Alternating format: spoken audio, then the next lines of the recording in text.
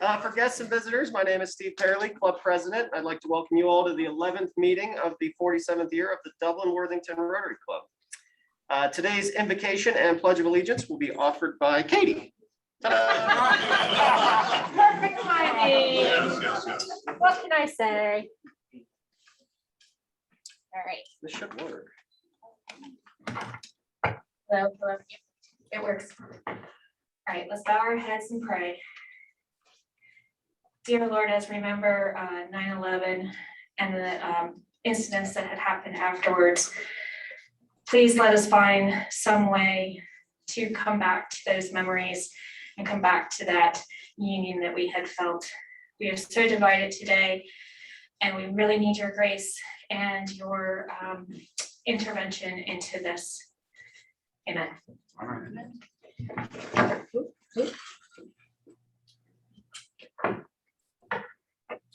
Sorry for all the crackling. All right. I pledge allegiance to the flag of the United States of America and to the republic for which it stands, one nation under God, indivisible, with liberty and justice for all.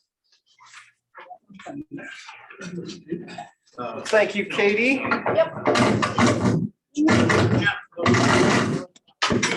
We're done with that. I thought you beat me. Okay. Teresa, can you please introduce any visiting Rotarians or guests? I think Alan has the guy who do it. Alan Zink. Lauren's out here. Oh, that's Alan. Sorry, Alan. Well, I'm very pleased to introduce to you a very long time and close friend, former president of the downtown Columbus Rotary Club and longtime president, executive head of the Ohio State University Alumni Association, Dan Heinlein.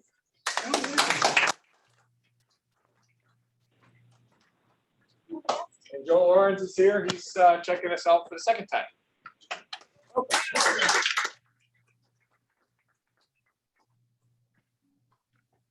It couldn't get any better. Yes, it does, Jerry. Is there anyone on Zoom that is a guest? I can't see. Barry. Yeah, Mary. I'd like to introduce my wife, Mary, on the Zoom call. Thank you very much.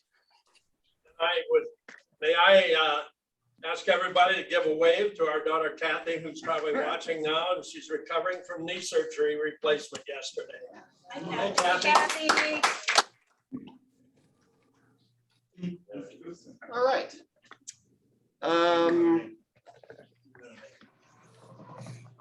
Where am I at? Yes, well, no. All right. Our program will be introduced in a little bit by myself, but first we have a sergeant.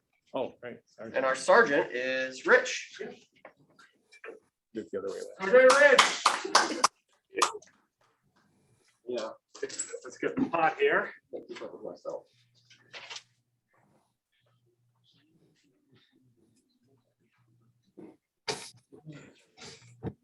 You know, Dave King, it's always dangerous to talk to the sergeant before he speaks, so I'm gonna have you carry the pot.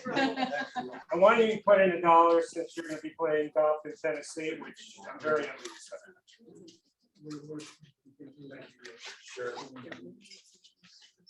So, you know, when you think of the topic of 9/11, you don't necessarily think of happy dollars, but you know, even in the times of tragedy or afterwards, it makes you feel thankful for things in your life, and also, you know, happy things that you have to be, again, grateful for. So do we have any happy dollars today? Jerry? I was reaching for my wallet for my dollar. I think today's the 15th of the month. Yes, it is. So tomorrow then would be the 16th of the month, which would be 59 years that I've been married to the same woman. That would be my first wife, Mercy. I think that's $2. I think it's 59. I was gonna say 59 on Really? the bill. I'm just a happy dollar to be here. And that's as good as anything. I have $2 happy for Trent Bowers, who was featured in the Washington Post, and he did an excellent article, and I just want to make sure everyone knows that. We can send that, but we can send that blog out, can't we? Any I other? can, yes. Sam? I was gonna do that, but Yeah, I'll add that to the Oh, newsletter. My wife for 44 years. well, that's the darn good. reason. oh. I'm not sure if everybody heard that. Nobody heard it. Say it again. Well, I've been married to my wife Alicia for 44 years. Congratulations. On Friday. Well, I'll put in $5 next week. I'm gonna be in Nantucket for an outdoor wedding, and my two sons, my daughter-in-law, my wife, and my son and daughter-in-law's dog are gonna be with us. So $1 for each of people that are very special to me and their dog. I'll put in, dogs are special people too. So do we have, there we go. So Rich, I've got a happy dollar, but a Sure. congratulations dollar. Tom Rice took part, Tom Rice, member is, minister at the Worthington Presbyterian Church, but he's also chaplain of the fire services for Worthington, and he took part in the commemorations, 20th anniversary commemoration ceremony, and did the invocation and the wrap up. Great. Did a good job too. So do we have anybody that has any connection to a first responder or a retired first responder? Anyone here? No, well, if not, I think we all should put in $1 in honor of first responders. I am one. Right there. Okay, y'all have a connection. Wow. Why not, I think we all should put in $1 in honor of first responders.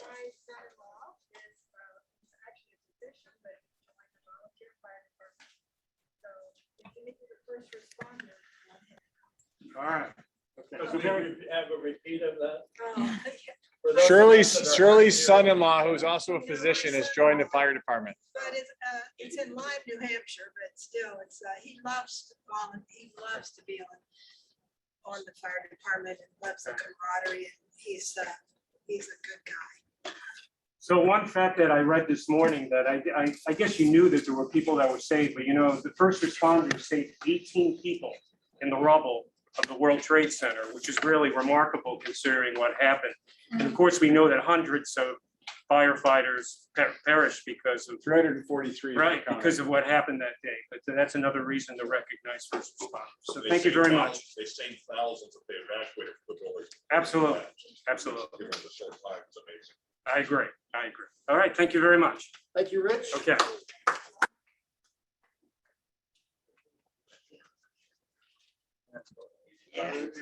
All right, anybody with announcements, please make your way up to the podium.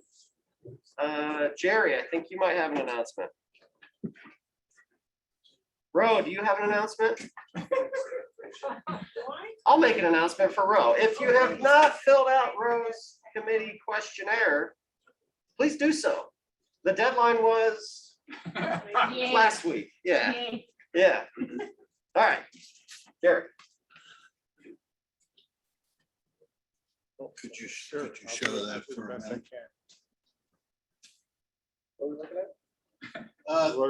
For those of you who are in the room, you might have noticed this poster over here. It's a kind of an oversized poster. It was on the village green for nearly 2 weeks before September the 5th. And because of Jeff Apple, Christy Bruffy, John Butterfield, put a double stars, triple stars next to John Butterfield, Alan Grossman, Roger Johnson, Shirley Lambert, Nick Blinkenhoker, Darnell Perkins, Teresa Russell, Todd Whiteman, and Al Wu, who were all on the committee, who all did yeoman's work to make this a success. And it was a success. The only thing missing were people. The crowd was what we would call sparse. And but regardless of that, as close as your treasurer can come, the bottom line will be nearly, maybe close to, sort of like This is banker's talk. You're over $100, it'd be great. All right, spit it out. Just about. Well, I think we're going to hit close to $7,500.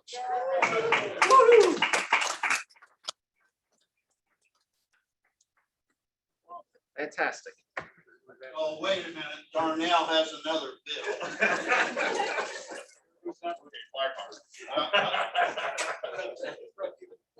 Any other announcements? September 29th. Aurora. Yes, September 29th. Yeah. That is the fifth Wednesday of September. Yep. We will be having a strategic rah-rah. It Yep. will involve food and booze at a location to be determined. It'll be a strategic location. But we're going to talk about what happened at the strategic planning session in early August and what we're going to do for the rest of the year to execute that strategic plan and also have a good time with each other. So more details about that to come. Darnell. And please come, because I have put about 120 hot dogs and about 120 brats in my freezer. And I gotta get rid of those, so please come. I'm hungry. Yeah. All right. If there are no other announcements, I guess we'll go into our program. And today, as you all know, we have one of our own, Alan Zink. And he's going to talk to us about his experiences during 9/11. So Alan, take it away.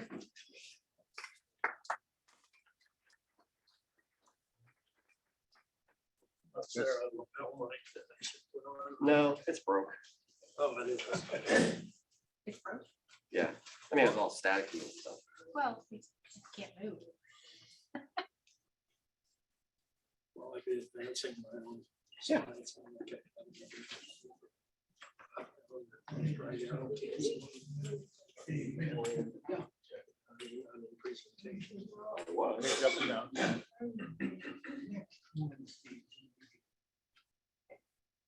What happened? Well, that's interesting. Yeah.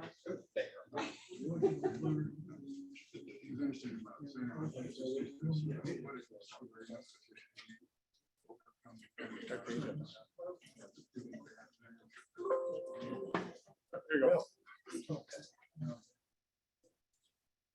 Okay. All right, I wonder if we could turn the lights down. I think that might be helpful to does that help? No. Yeah. All right, unaccustomed as I am to projecting my voice, I'll talk as loudly as I can. I hope that those who are at home will be able to hear. 9/11/01. Well, let me back up and just tell you that this is not something that is about me, and I don't stand here as any hero. This happened in my life, and it is illustrative of how quickly something can change in your life. And as it unfolded, I was determined, when I understood the gravity of the situation, that we must never forget that day. And so in the next year, my assistant, Mary Lou Lamb, and I put together this is a PowerPoint technology from back in 2002. And it's been preserved because I just wanted I wanted something to remember this day and the details of it and be able to have others help remember.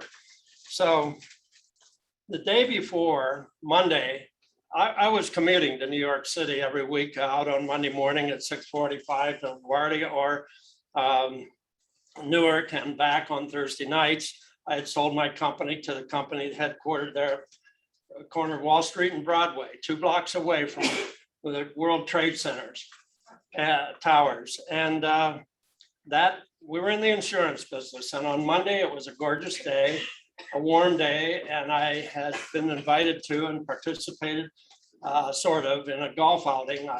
My golf game, it was sort of, but anyway, north of the city, about an hour north of the city, and in mid-afternoon, about 3:30, frontal system passed, and there was a huge thunderstorm and downpouring to the fact that it ended, the golf outing ended, and I had the car service waiting. I was fortunate enough to be able to get around Manhattan with car service instead of riding the subways, and especially an hour north of town. But it was raining so hard that the driver pulled in under an underpass coming back down the West Side Highway, and we waited until the deluge stopped. And so then I got back to, I didn't go to the office, but my apartment, you'll see, it was 5 blocks away from the office. I went there because I had a friend from Kansas City who was visiting New York Life that day, and we were going to have dinner that night.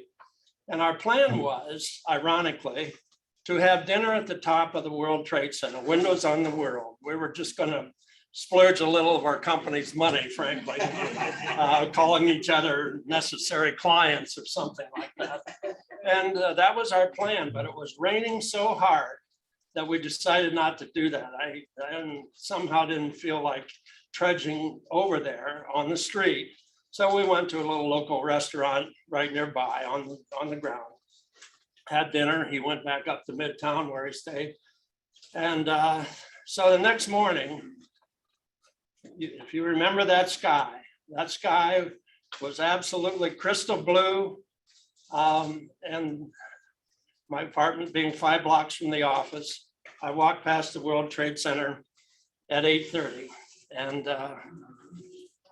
so now I'll see if I can master this technology of the arrow key.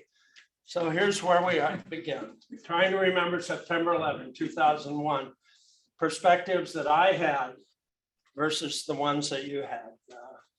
And I've used a lot of scanned in photos and things from other sources because I was down in the middle of it. I didn't have many of my own pictures, although there are some. There's a really great photo of Lower Manhattan. And I don't have a pointer, but you can see the towers right here. And our building was right down in here. It was only a 13-story building right straight across the street from the Trinity Church, the 300-year-old church where Robert Fulton is buried and Alexander Hamilton and so forth. That was right across the street from our office. And I also want to point out down here is the foot of Wall Street at where the ferries come in from New Jersey and so forth. So, and there's a picture as they were being completed in, I believe, 1971, as I recall. Here's a map view. I was a navigator in the Navy, and maps are always good. So here are the 2 towers. Here's a building, One Liberty Plaza. And I want you to remember that. You see it's right next door to building 4 of the Trade Center. And then here is Trinity Church. And these 2 buildings right here are twin 42-story buildings, and you'll see them in the pictures. Here was our office, and here's the federal building on Wall Street, and there's my apartment over there, and right here's the Federal Trade,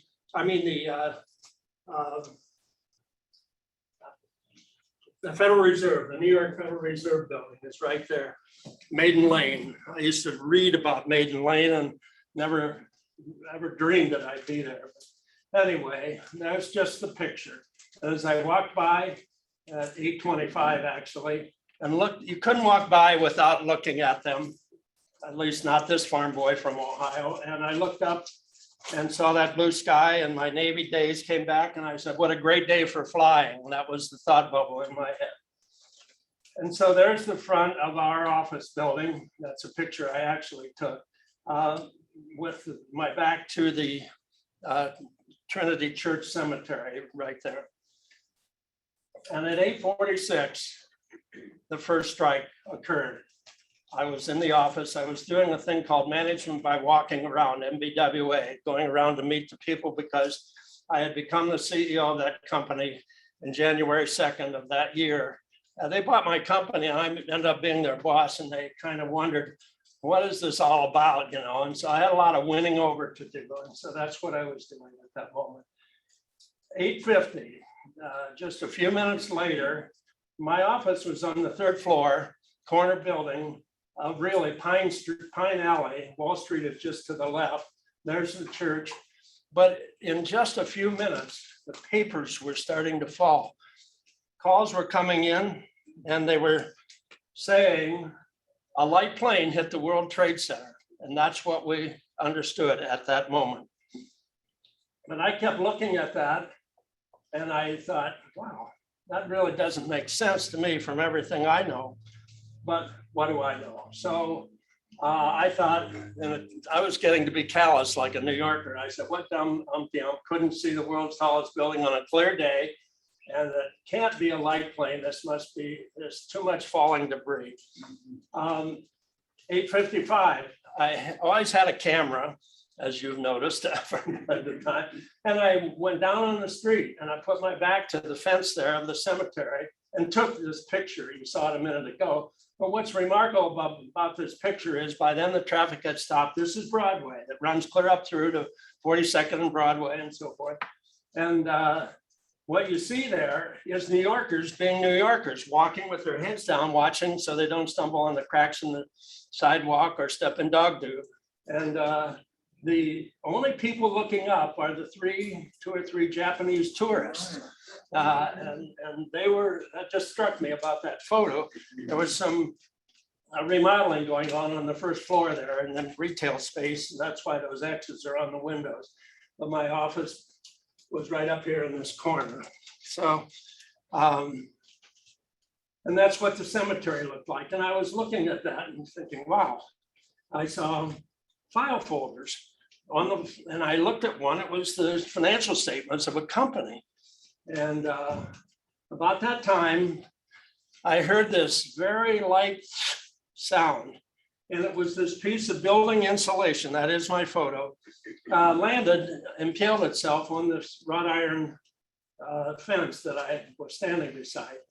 And then I thought, light plane, something's really bigger than that. And I better get back upstairs, being to the 3rd and 4th floor. We had 125 employees there. Mom, it's on. Hey, Kathy, you're talking. Those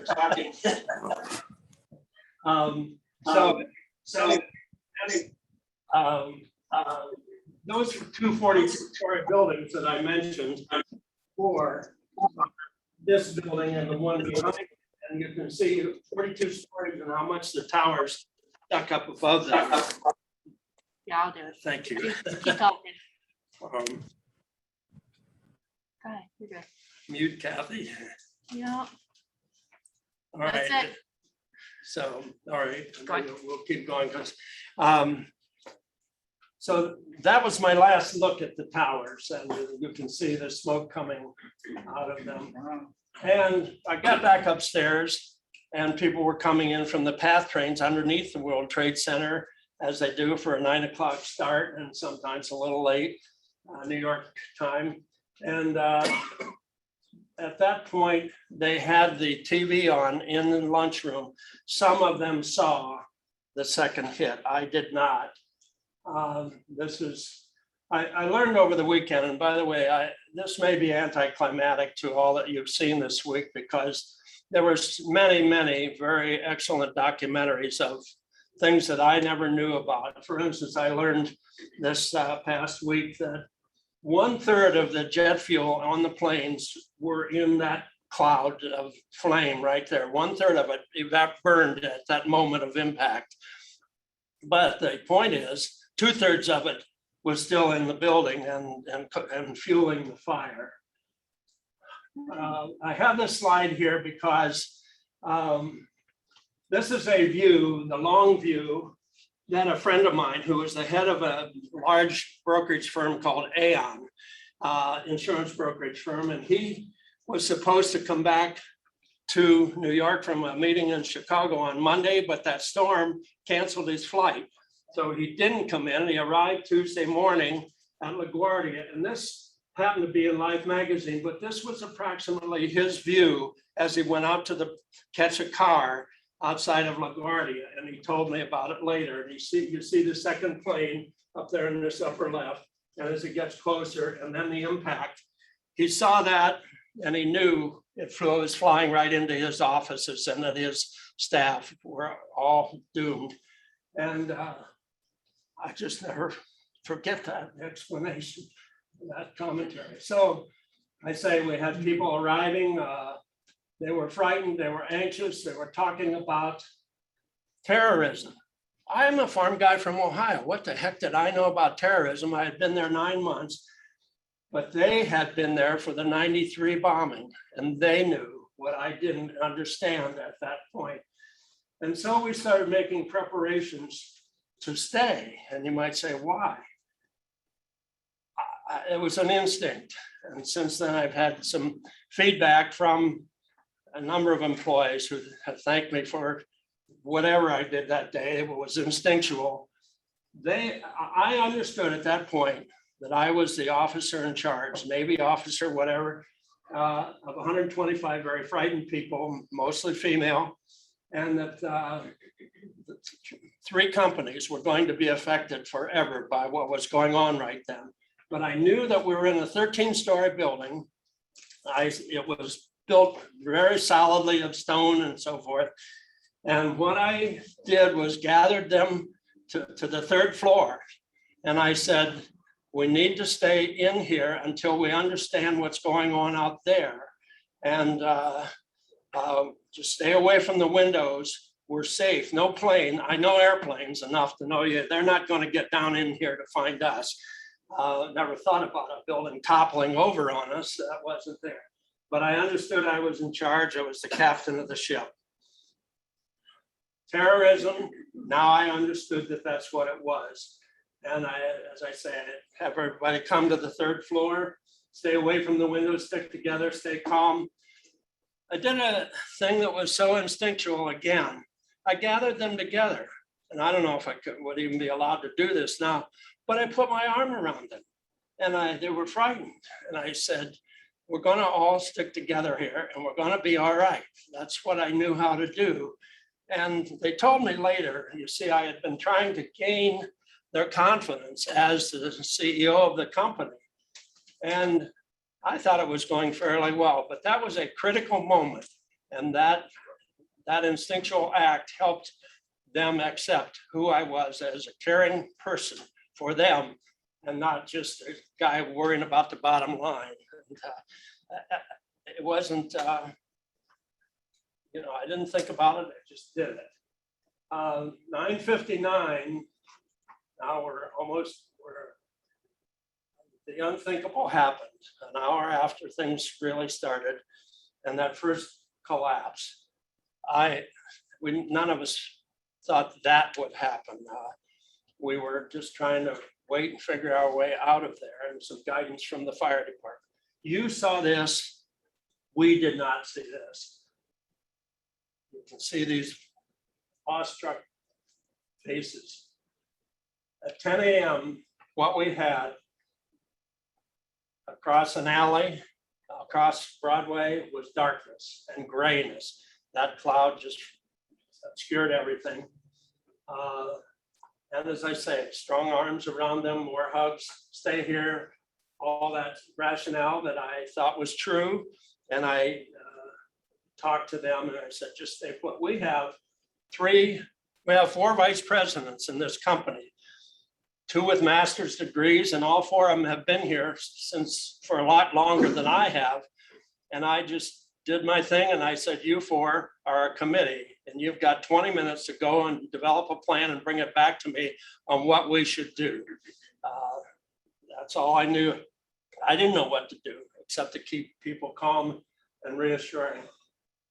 Where do we go? What do we do? And they did that. And one of the things that I'll mention now, and this may be out of sequence, we were starting to see as the dust was lifting a little bit, you could see things like this down on the street from our 3rd floor level. I just knew it was terrible out there. And we had one fellow who was our logistics manager, and he was a Marine Corps sergeant. And he somewhat identified with me, and his name was Walter Wakeham. And Walter, as a Marine Corps sergeant, number one, we connected because of our military service, and I had enjoyed a great amount of respect from Walter and support.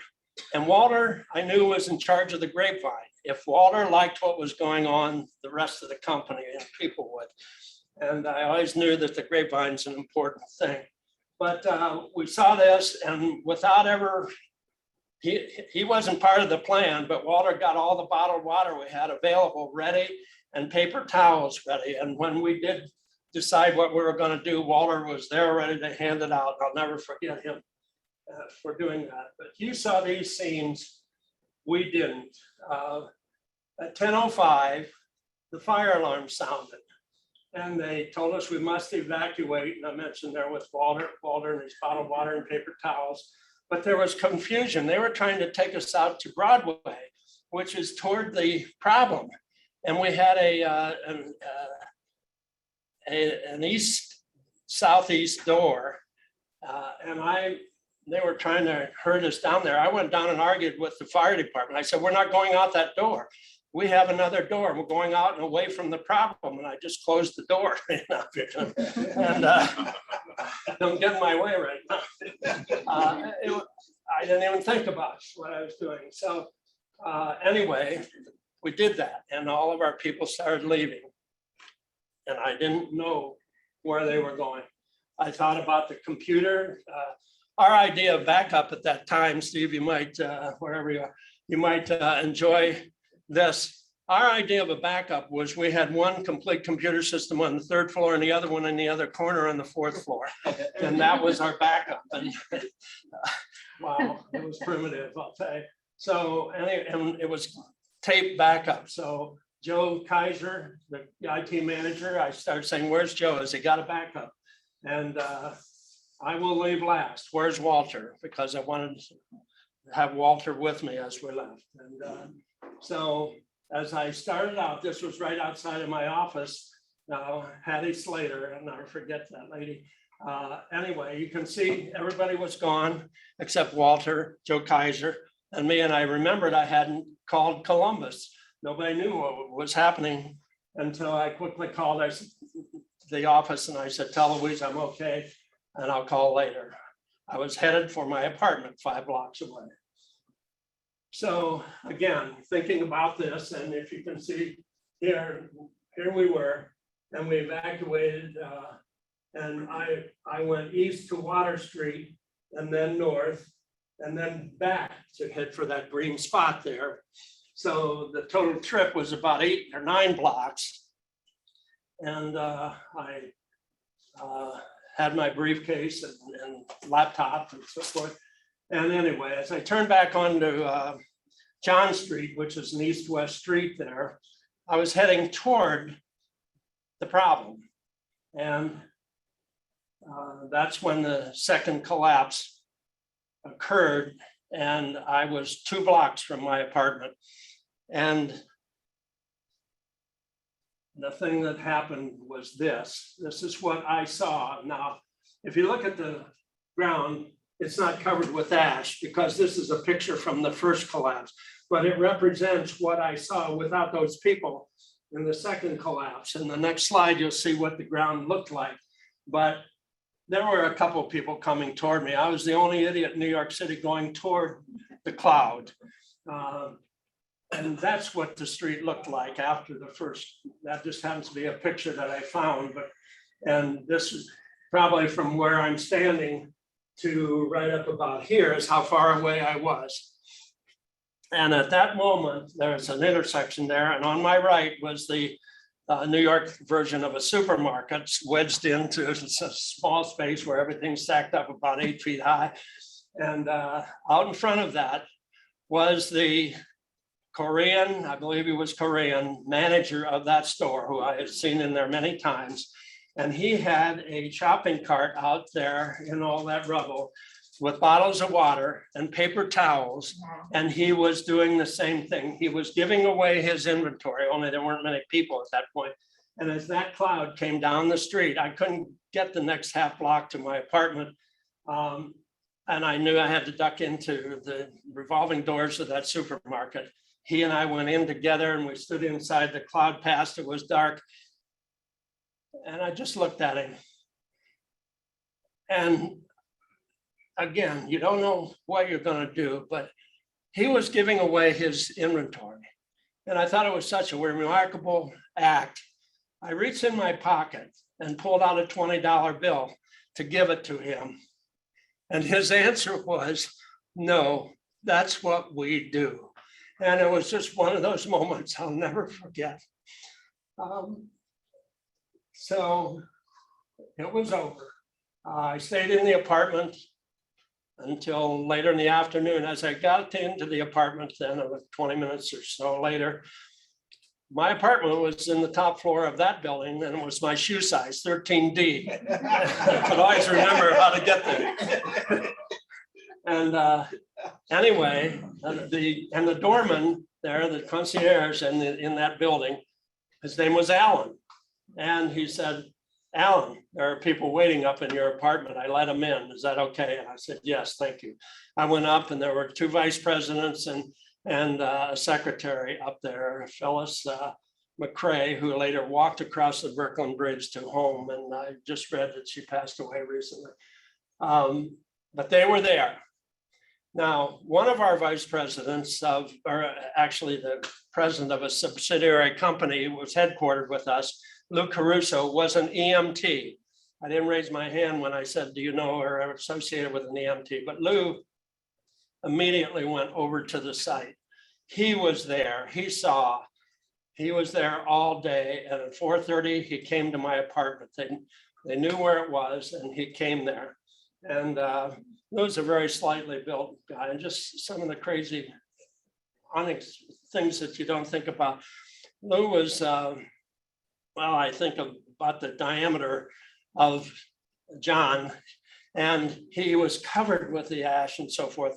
He needed clean clothes, and I gave him a pair of my khaki pants, which went around him twice. So, and he wore them home that night. I mean, just a break in all the somberness that was going on. So they stayed until about, I think, 4:30. And by then the air was clear and we knew that we had phone service in the apartment, interestingly, until 5:30.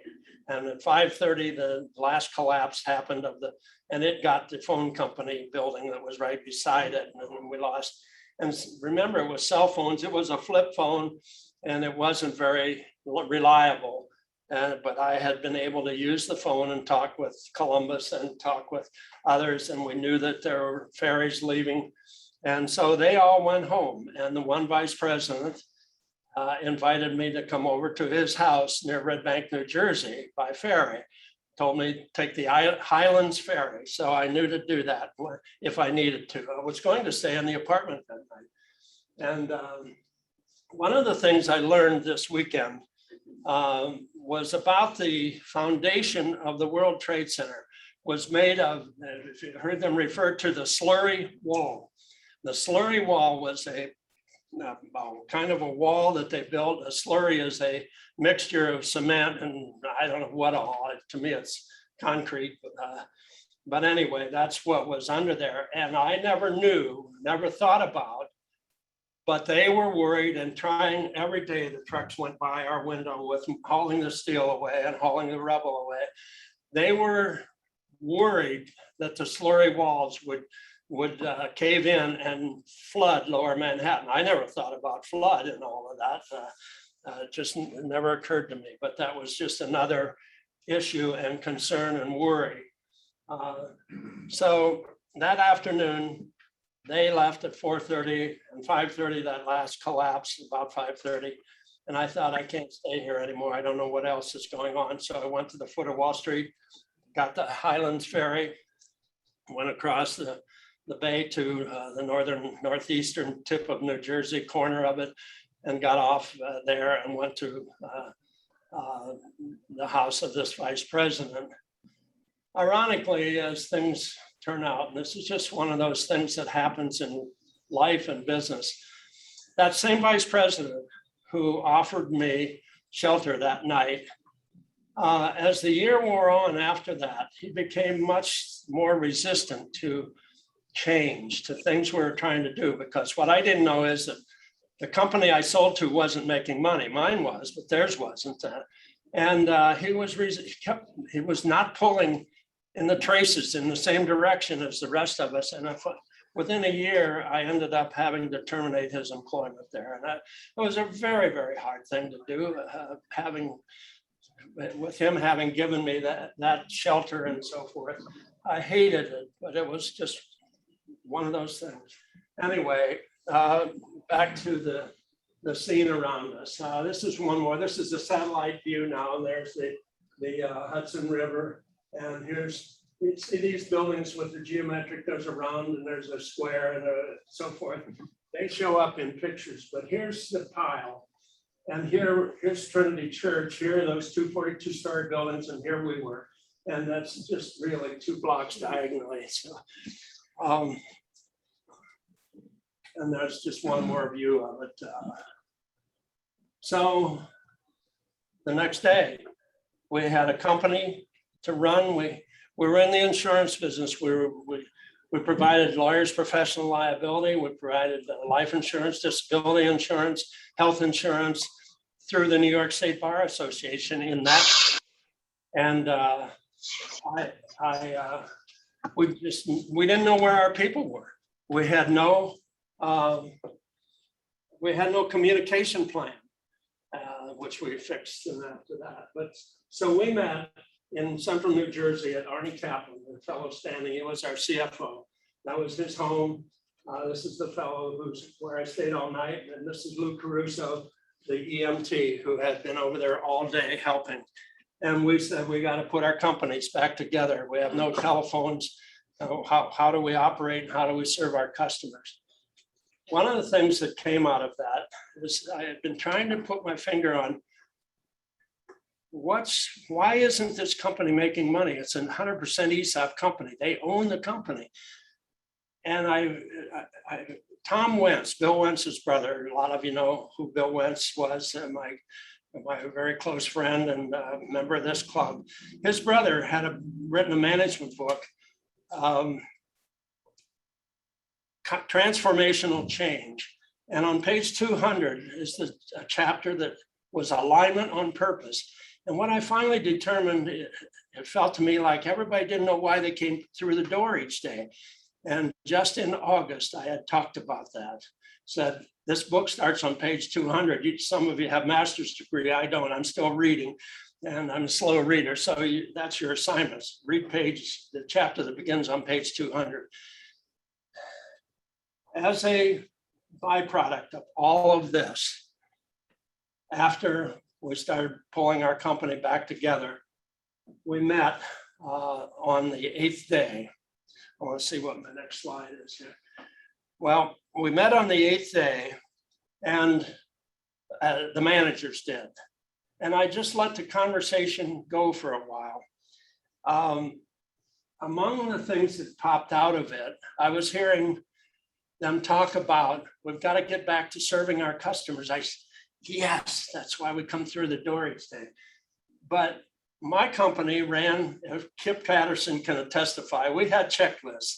And being in naval aviation, you don't land with the wheels up if you run the checklist completely and accurately. And so I drove them nuts with that. They reminded me of that when I retired.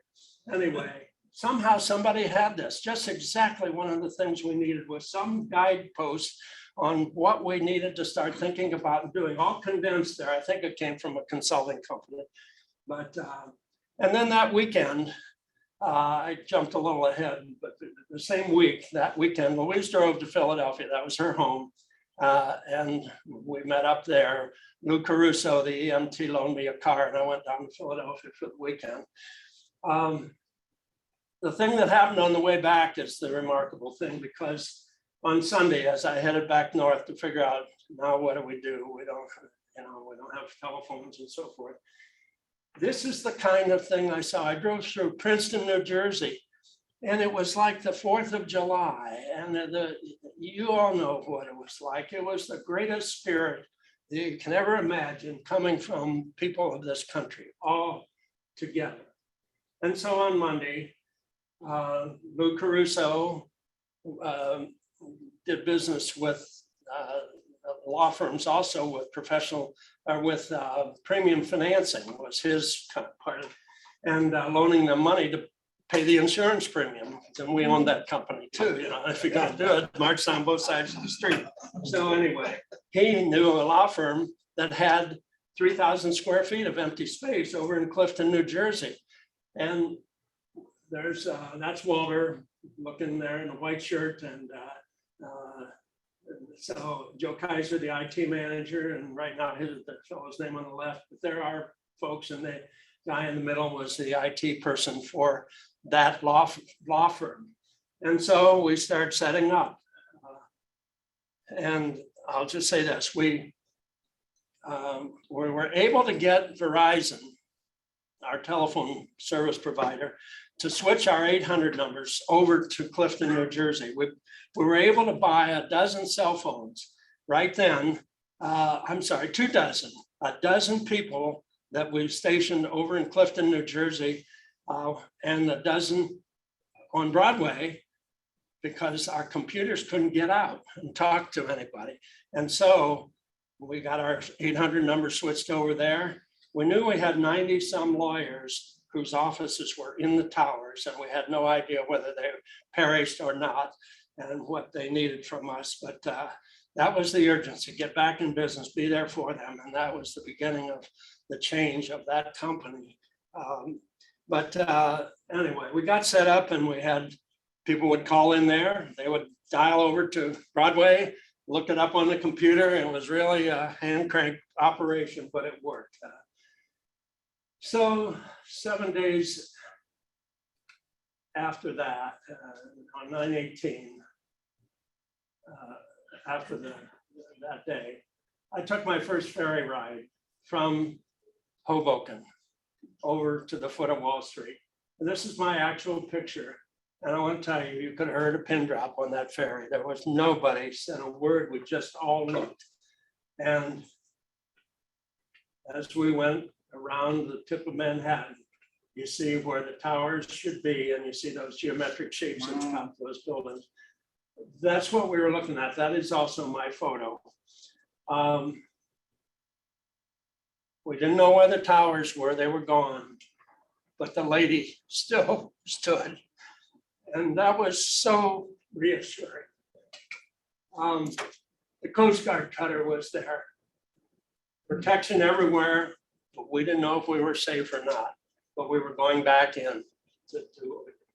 This is coming up Wall Street. You can see at the far end is Trinity Church. You can barely see it's a steeple up here. But anyway, and for whatever it's worth, that's the Trump Tower doors right there. I didn't know it. I didn't know the Trump Tower from anything right then. But I just want you to look at that street. 8 days later, it was cleaner than it had ever been.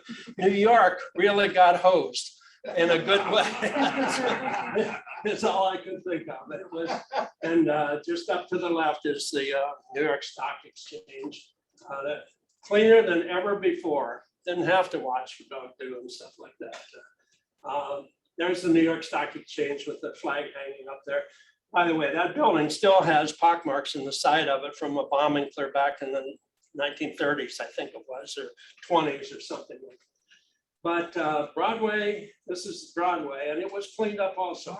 I don't know how that happened. I don't know how they cleaned it up, but they surely did. And there were all kinds of signs of patriotism on the famous bull, and I took that picture. This one is a stock picture that I found, but that's just what was happening. People had flags in their briefcases. And so now we had to prepare for the return of our people. And we knew where they were, and we knew none of them were hurt. But as we brought them back together on Friday of that second week, these are the things that we developed as our and had conditions as our to work with. We needed compassion and flexibility. We knew that. We wanted to have a socializing breakfast where they could just talk about their experiences, how they got home and all that. And we gave them all morning to do that and to get acclimated, and how we were going to communicate with the outside world. We provided air quality testing. We provided employee assistance counseling. And interestingly, we had somehow we found out we had 5 phone lines, including Walter found out that there were 2 of them from on up in our building that belonged to a bookie, and somehow he got a hold of those 2. I don't know if we were taking bets on insurance policies or what, but anyway. But we had branch offices in by that time in Chicago and DC and Boston and Walnut Creek, California, but we couldn't communicate with them yet. And so that's where we were. The employee assistance counseling, there was a young lady in there, and I sat in on some of them to see what people were feeling and so forth, which also seemed to mean a lot to them. And one young lady expressed, up until that point, she was biracial and she grew up in a Jewish family in Connecticut, a family of means, and she never experienced, never thought about prejudice or anything like that. And there she was, because she told us that as she sat in the subway, an Arab person came on to the subway and sat down beside her, and she broke out in a cold sweat and had to move. And that's the kind of thing that happened to people that hadn't experienced those kinds of things before. It would just turn our world all upside down.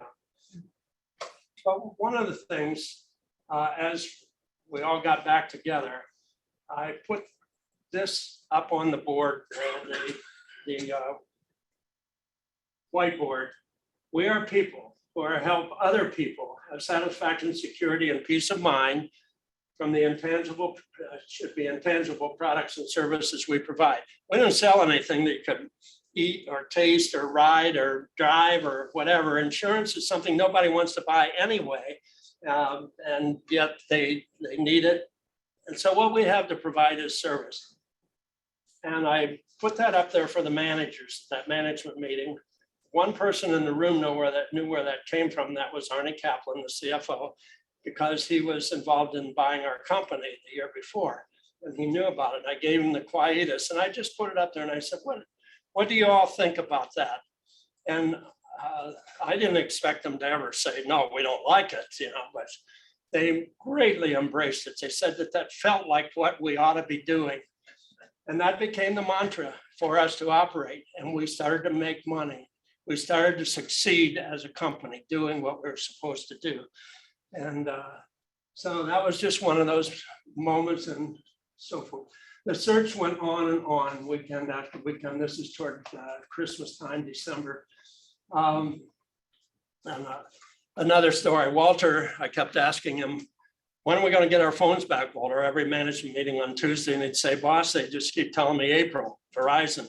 And I said, Walter, keep working on them. So one day, December 17, I went out to lunch, and there was a phone company guy in the hole, and he was coming up out, and I just said, what's it look like? We're so glad to see you here. I don't know if New Yorkers talk to people or not, but I did. And he said, we probably have you by, that was Tuesday. He said, probably have you by Thursday. And so, I'm sorry, that was Monday. And so Tuesday at the management meeting, I asked Walter, I said, Walter, when are we going to get our phones back? He says, boss, they keep telling me April. I said, Walter, it's going to be Thursday. He looked at me and he says, how do you know? I said, trust me, Walter. And I was out there on a limb so far, you couldn't believe it. Thursday, the phones came on, and Walter came roaring into my office. And he said, boss, how did you know? I said, Walter, I did what we do in the Midwest. I went and asked the guy in the hole that's doing the work. Anyway, so that was one of those moments. But, so this is what was going on around us, and the rebuilding and so forth. And there's the story about the phones. And then in March, 6 months later, the twin lights.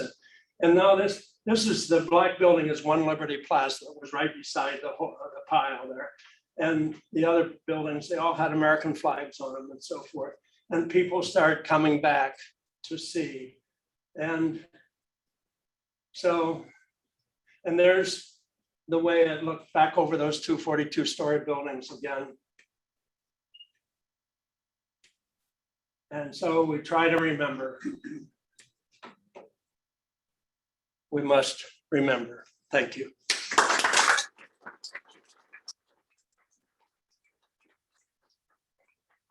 Thank you very much, Alan. I think we have just brief couple questions, if anybody has any. I was thinking about if that storm had only been on Monday, then Tuesday, then that might not have happened.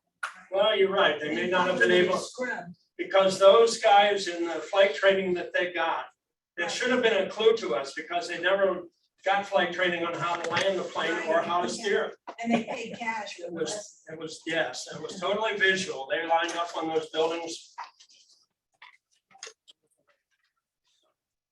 John? Well, I guess it's a comment. It's something like out of tragedy comes unity and focus. Yes, Would you want to comment about that? it just did. And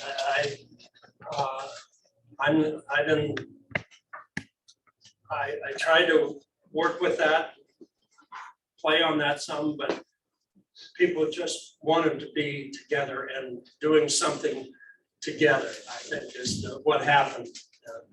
They just felt it, and, did it.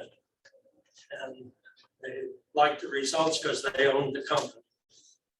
I guess so. The question is, will America have to sustain another tragedy before we become unified again? That's the issue. Well, okay, John, that question, I believe that that's going to be much more difficult for our country to ever come together again. I'm sorry to tell you this, but I believe that social media is the division problem in our country right now.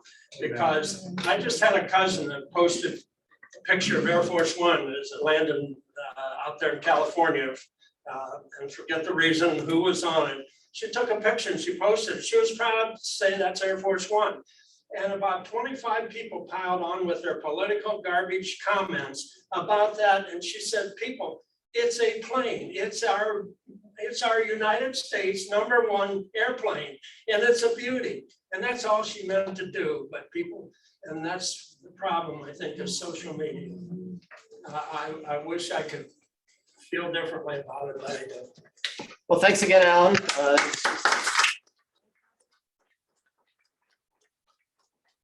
Fantastic presentation. Very thought-provoking. So thank you.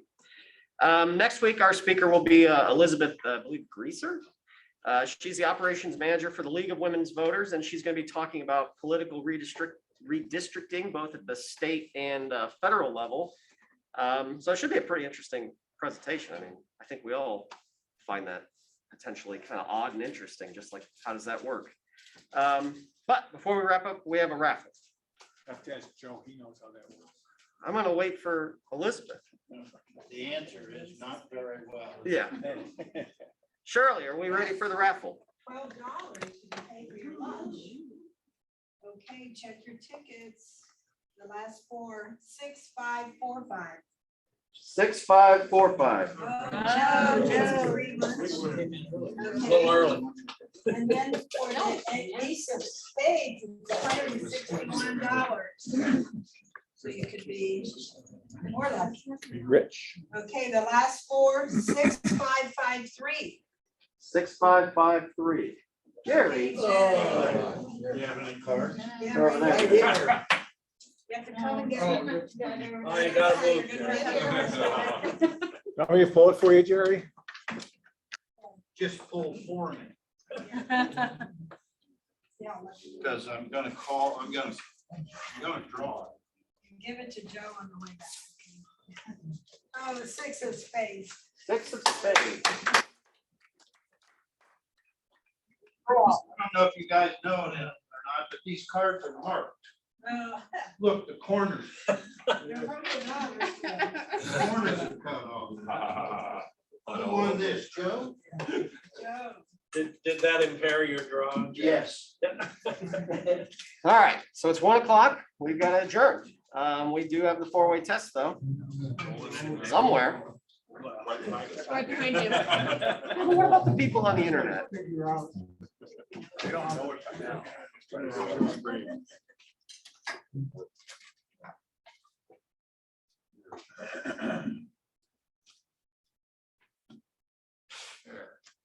It's coming.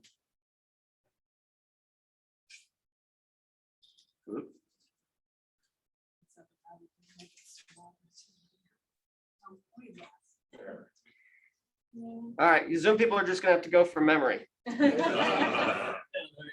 right, of the things we think, say, and do. First. Is true. Second. Is fair to all concerned. Third. Will build goodwill and better friendships. And four. Will be beneficial to all concerned. Thank you, everybody. We are adjourned. So this evening. I'll be on Zoom. Hard for you to do. It may be on. Now,